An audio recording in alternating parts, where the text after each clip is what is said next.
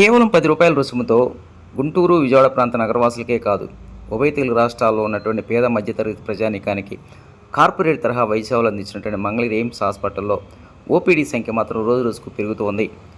2019 మార్చి నెలలో ఈ యొక్క హాస్పిటల్లో ఓపీడీ ప్రారంభించినప్పుడు రోజుకి సరాసరి కేవలం 300 నుంచి 400 మంది మాత్రమే రికార్డ్ అవుతూ ఉండేది. కానీ ఈ రోజున రోజుకు సరాసరి 4000 నుంచి 4500 మంది ఓపీడీ ద్వారా వైద్య సేవలు అందుకుంటున్నట్టు ఎయిమ్స్ హాస్పిటల్ వర్గాలు చెబుతూ ఉన్నాయి.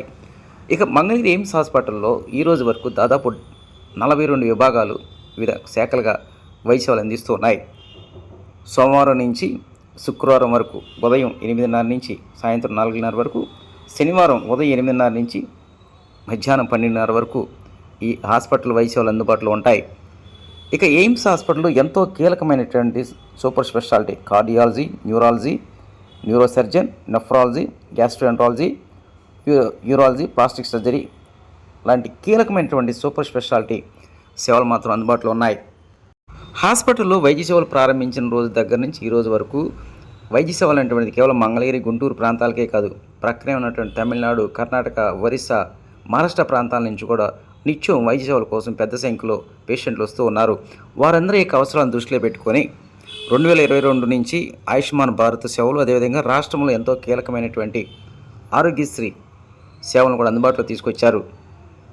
ఈ హాస్పిటల్లో సూపర్ స్పెషాలిటీ హాస్పిటల్తో పాటు వారంలో అంటే సోమవారం నుంచి శనివారం వరకు కొన్ని స్పెషల్ క్లినిక్లు అందుబాటులో తీసుకొచ్చారు. వాటిలో ఎంతో కీలకమైనటువంటి హిమోథెరపీ క్లినిక్ అనేటువంటిది ప్రతిరోజు ఉదయం నుంచి అందుబాటులో ఉంటుంది. ఇక ప్రతి గురువారం గైనీ ఆంకాలజీ క్లినిక్, ప్రతి సోమ, బుధ, శుక్రవారాల్లో పెయిన్ రిలీఫ్ క్లినిక్, ప్రతిరోజు ఉదయం నుంచి మధ్యాహ్నం 2 గంటల వరకు రేడియాలజీ క్లినిక్, అదేవిధంగా ఇన్ఫెక్షన్ డిసీజ్తో పాటు ప్రతి బుధవారం అడోలెన్స్ గైనకాలజీ, ప్రతి మంగళవారం ఆర్థోస్కోపిక్ క్లినిక్, ఇట్లా అన్ని రకాల సేవలు మాత్రం అంటే స్పెషల్ క్లినిక్లు ఈ యొక్క పేషెంట్లకు అందుబాటులో తీసుకొచ్చారు.